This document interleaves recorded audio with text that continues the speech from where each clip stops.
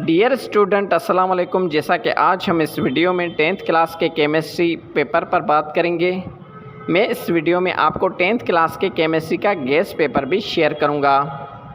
Chemistry paper 85 marks का होता है, जिसमें 30% MCQs होंगे और 55% थ्योरी क्वेश्चंस होंगे।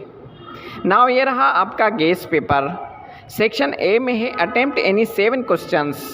7 क्वेश्चंस आपको करने होंगे। हर क्वेश्चन पर 5 मार्क्स हैं और ये सेक्शन शॉर्ट क्वेश्चंस का है।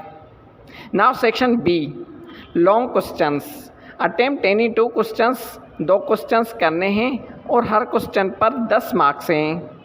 सेक्शन सी है MCQs, जो हम आपको नेक्स्ट वीडियो में शेयर करेंगे।